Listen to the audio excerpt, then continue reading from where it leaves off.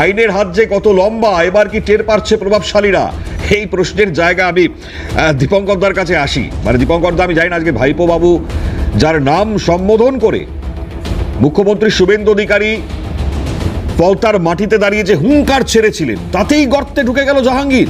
আজকে ভাইপো বাবুকেও দেখলাম না, জাহাঙ্গীর যে ডিসিশন নিচ্ছে সে বলতে পারছে না কেন ডিসিশন নিলেন। দলের কেউ আপনাকে কিছু বলেছে?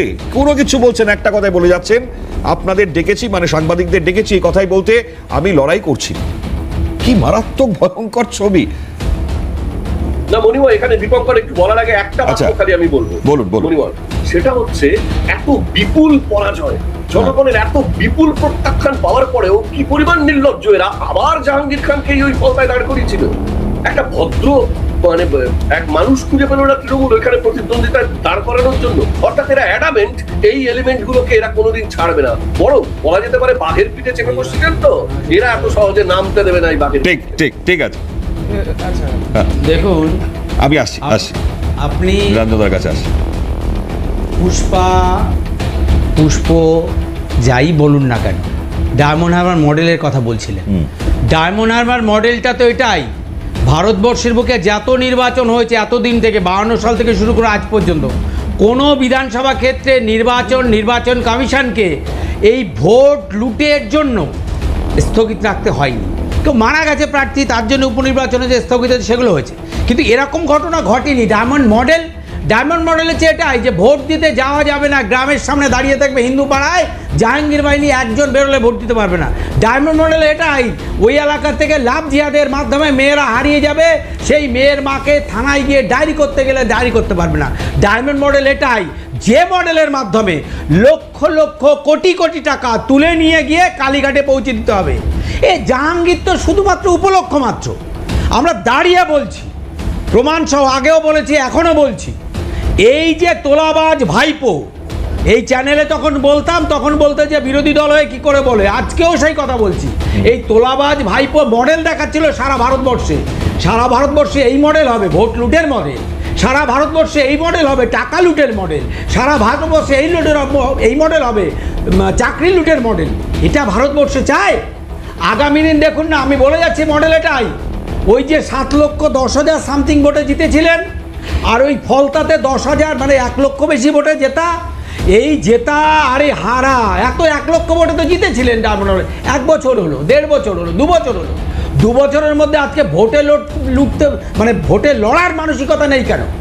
আর তার কারণ হচ্ছে গিয়ে জাহাঙ্গীর হচ্ছে গিয়ে সামান্য পেয়াদা, জাহাঙ্গীর কিছু নয়। আমরা বারবার বলেছি যে হাওয়াই চটি না, হাওয়াই চটি ও সমস্ত লুটের জন্য দায়ী ওই হাওয়াই চটি। 30B হরিশ চ্যাটার্জি স্ট্রিটে যিনি থাকেন, যিনি সততার প্রতীক বলে বাংলায় ক্ষমতায় এসেছিলেন, ক্ষমতা আসার পর থেকে 2 বছর 14 সাল থেকে একেবারে অসততা থেকে সারা বাংলার মানুষকে, যুব সমাজকে, প্রতিটি মানুষের উপর বোঝা চাপিয়ে গেছেন, দুর্নীতি সমাজে দিয়ে গেছেন এবং সমাজ ব্যবস্থা জেনারেশনকে ধ্বংস করে দিয়েছেন। শুনুন, চাকরি দুর্নীতি সব ঠিক আছে, একটা প্রজন্মকে নষ্ট করে দিয়েছেন, একটা প্রজন্মকে নষ্ট করে দিয়েছেন বাংলার মুখ্যমন্ত্রী, তৎকালীন মুখ্যমন্ত্রী, প্রাক্তন মুখ্যমন্ত্রী এবং কালীঘাটে দাঁড়িয়ে নালার পাশে থাকা তেমন একজন মহিলা। বলতে আজকে মানে বাধ্য হচ্ছি, মহিলা মাতৃসংঘ, কিন্তু যে একজন মহিলা সারা বাংলার মাতৃজাতিকে কলঙ্কিত করেছেন, সারা বাংলাকে ধ্বংস করে দিয়েছেন। এবং সেই মডেলের একটা ভাবতে পারেন কি হচ্ছে, ভোট দিতে যাবেন, ভোটার লিস্টে বিজেপির পদ নেই, একটা না 34টা বুথে বিজেপির সিম্বলে স্টিকার মারা। আপনি ভাবুন, একটা না 34টা, শুধু ঘোষপাড়ার সামনে গিয়ে দাঁড়িয়ে রয়েছে, ভোট দিতে পারবেন না। আজকে 7,10,000 যদি আজকে লোকসভা নির্বাচন যেভাবে বিধানসভা নির্বাচন 2026 হয়েছে, আমরা বলেছিলাম ঠিক সেভাবে যদি 2024 লোকসভা নির্বাচন হতো, ভাইপো 7 লক্ষ লাগতো না, ভাইপো কোনোদিন আর বিধানসভা লোকসভায় যাওয়ার চান্স পেত না। কিন্তু ভোট লুটটা করতে হবে, আর এই লুটের জন্য তৎকালীন মুখ্যমন্ত্রী সব ব্যবস্থা করে দিয়েছে। ঠিক আছে, একটু তৃণমূলের থেকে একটুখানি রিঅ্যাকশন নিই। আমরা ডায়মন্ড হারবার মডেল শুধু না, ডায়মন্ড হারবার যারা মডেল তৈরি করেছে, just 10 second, diamond Harbour model যিনি প্রবর্তন করেছেন, আপনাকে বলে যাচ্ছি চ্যানেলের মাধ্যমে, খুব শিগগিরই তার অবস্থান ওই শ্রীঘরে হবে। আচ্ছা, আগে তো মানে সম্পত্তির যে হিসেব না পেলে পরে তো নোটিশ দিয়ে দেওয়া হয়েছে, ভেঙে দেওয়া হবে এবার, তো এটা আসছি আমরা ডেফিনেটলি। বলুন নীলাঞ্জন বাবু, বলুন। দেখুন, প্রথম কথা হচ্ছে, একটু আগে যিনি রাজনৈতিক বিশ্লেষক যে কথাটি বললেন, একটা কারেকশন করি, যে এখানে কিন্তু নতুন করে কোনো নমিনেশন হয়নি, এটা যেহেতু একটা রিপোল, আগে যেটা নোটিফিকেশন হচ্ছিল তার উপরেই পোল হচ্ছে, এবং এখানে কোনো নতুন কোনো প্রার্থী আসেনি। এক, দ্বিতীয় কথা হচ্ছে আজকে জাহাঙ্গীর খান, যিনি নিজেকে পুষ্পা বলে দাবি করেছিলেন সর্বসমক্ষে, তিনি আজকে যেরকমভাবে পুষ্পা একদম পুরো শুকিয়ে গেল দেখলাম, তো সেই জিনিসটা আমাদের সকলের কাছেই অবাক করেছে। এবং এটা দলীয় কোনো সিদ্ধান্ত নয়, এটা জাহাঙ্গীর খানের ব্যক্তিগত সিদ্ধান্ত, এটা দল এটা সমর্থন করে না, আমরা এটা তীব্র ধিক্কার জানাই।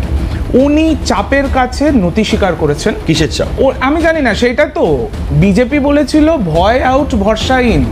কি এমন হলো যে প্রধান বিরোধী দলের যিনি প্রার্থী এই একটি পুনর্নির্বাচনে, সেখানে তাকে বসে যেতে হলো। তা ভরসা এবং দেওয়ার জন্য তিনি- অভিষেক বন্দ্যোপাধ্যায় গেলেন না কেন? ভরসা তো অভিষেক বন্দ্যোপাধ্যায় দেবেন তা কি বলেনি। দেবেন? আমি কয়েকটা ছবি দেখাবো অভিষেক বন্দ্যোপাধ্যায়ের সঙ্গে, আমাকে শেষ করতে দিন। জাহাঙ্গীরের ছবি দেখাই কয়েকটা আমি। এই ভরসা কেন তিনি তো পাচ্ছেন না? তৃণমূলের প্রার্থী ছিলেন, এটা শুনুন, তিনি তৃণমূলের প্রার্থী ছিলেন, তিনি তৃণমূলের একজন এখনো অবধি দক্ষিণ চব্বিশ পরগনার একজন কর্মাধ্যক্ষ, সেটা নিয়ে আমার কিছু বক্তব্য নেই। কিন্তু যেরকম ভাবে চাপের কাছে তিনি নতি স্বীকার করলেন, এবং যেরকম ভাবে বিগত কিছু দিনে 100 জন তৃণমূল কংগ্রেস কর্মীকে সেখানে অ্যারেস্ট করা হয়েছে, সেখানে জাহাঙ্গীর খানের খুব মানে প্রিয় পাত্র কিছু মানুষকেও অ্যারেস্ট করা দেখুন, হয়েছে। দেখুন, কি তো সুন্দর। সেই জায়গা দলের তিনি তো দলের নেতা, তিনি তো দলের প্রার্থী দলের ছিলেন। নেতা, ফলতার তিনি- মাটিতে দাঁড়িয়ে ডায়মন্ড হারবারের খুব গুরুত্বপূর্ণ একজন নেতা জাহাঙ্গীর, যার অভিষেক বন্দ্যোপাধ্যায়ের মাথায় হাত না রাখলে পরে এই দূরে যেতে পারতেন। অবশ্যই, কিন্তু সেই জায়গাতে তার মনে হয়েছে আজকের দিনে তার উপরে তার সে এতটাই ভীত, সে এতটাই ভয়ভীত বিজেপির নতুন যে সরকার এসছে তাদের দ্বারা, তাই জন্য তাকে এরকম একটি সিদ্ধান্ত নিতে হয়েছে।